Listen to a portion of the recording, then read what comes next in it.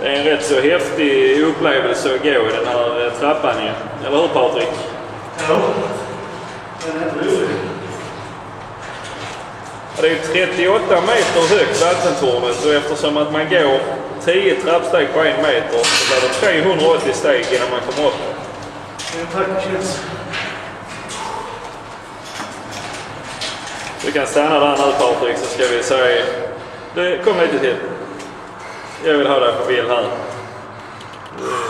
Herregud, jag vet det. Där är en som är trött. Nu är du välkommen upp.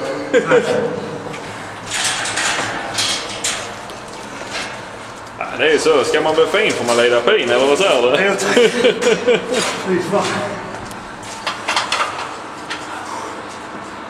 Nej, det går man inte i onödan. Nej, det gör man inte. Men det blir en levande skrant.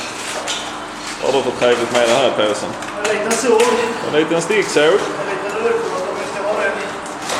Det är en riktig tigersåg, säger